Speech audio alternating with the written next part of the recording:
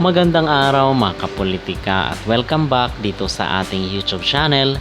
In this video is usapang beauty pageant po muna tayo dahil marami pong issue ngayon na lumalabas dito sa mundo ng social media. So pag-uusapan po natin itong stage ng Miss Universe Philippines 2025 na ganapin sa SM MOA na kung saan ang sinabi ng ilang mga netizen ay parang tinipid daw itong quality ng production ng MUPH 2025 gayong napakarami namang sponsor. And pag-uusapan rin po natin mga kapolitika itong si Chelsea Manalo dahil tinupad na po finally ng Miss Universe organization itong kanilang pangako na makasama ang mga Continental Queens dito sa World Tour ng Miss Universe. At talagang hindi nga po naiwasan ng mga taga Thailand na mapareact dito sa ating Continental Queen Miss Universe Asia na si Chelsea Manalo. Bakit daw ang mga beauty pageant ay laging nakafocus sa Pilipinas? Pero bago ang lahat ay huwag kalimutang mag-like at mag-subscribe na rin kayo para updated kayo sa ating mga latest issue. At sa kabila po ng napakaraming sponsor ng Miss Universe Philippines ay ngayon nababash po ang ating beauty pageant na ito dahil parang sinasabi ng ibang netizen ay parang tinipid daw itong production at itong stage ng ating beauty contest para sa taong 2025.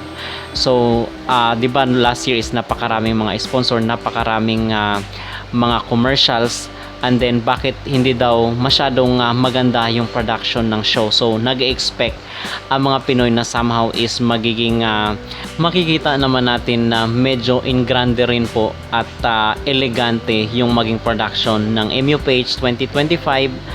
The fact na napakarami pong mga sponsor at mga commercial na pumapasok dito dahil nga po talagang marami sa mga Pinoy ang nahumaling at sinusubaybayan itong beauty pageant. So yun po ang panawagan ng mga netizen, nagbigay ng kanilang opinion dito sa social media ng Miss Universe Philippines. So sana mga kapolitika ay hindi nila tipirin yung budget or yung production ng MUPH at hindi tayo madidisappoint. Sana is magkakaroon ng malamis grand na production dito sa kanilang beauty contest para sa taong 2025.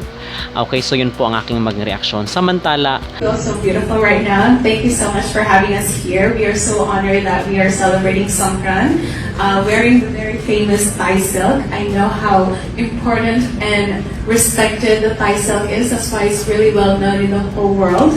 It's really famous for it.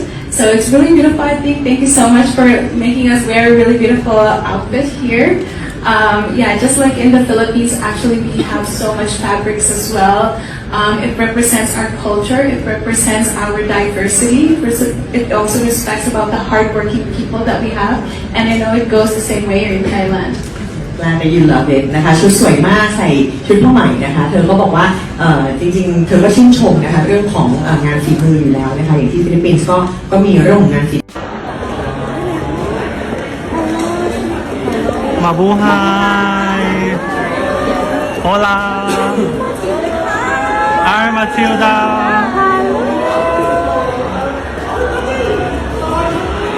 so yun po ang clip ng mga ganap ni Chelsea Manalo dito sa Thailand. So bibigyan lang po natin ng update mga kapolitika at ng ating reaction dahil nasubaybayan rin po natin ang laban ni Chelsea Manalo doon sa bansang Mexico until such time na siya ay kinoronahan at pinarangalan bilang Miss Universe Asia na kung saan is marami nga po ang mga nainggit na taga ibang bansa bakit daw sa Pilipinas lagi nakafocus ang atensyon ng mga beauty pageant organization, most especially itong mga taga Thailand. So napareact po sila bakit lagi daw sa atin ang atensyon ng mga beauty contest at bakit daw hindi tayo nawawala lagi sa eksena. Well, ganoon naman po talaga mga kapolitika. Wag na lang po natin isipin itong mga sinasabi ng mga taga Thailand. At bakit nagtatanong rin po sila bakit hindi daw ibinigay sa kanilang kandidata na si Opal itong Miss Universe Asia gayong siya naman ang nakapasok dito sa top 4. And alam naman po natin yung nangyari doon sa sa coronation ng Miss Universe 2024 na kung saan ay talagang yung mga CEO na lang po ang nagpili kung sino talaga yung ipapasok nila sa top 5 at sa top 10.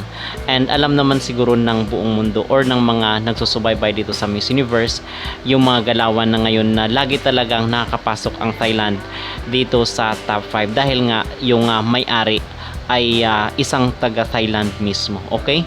So yun po ang aking maging reaksyon at yung aking maging opinion dito sa pagki-question ng mga taga Thailand kay Chelsea Manalo, bakit or sa ating mga kaindata, bakit lagi daw tayong nasa eksena ng mga beauty pageant.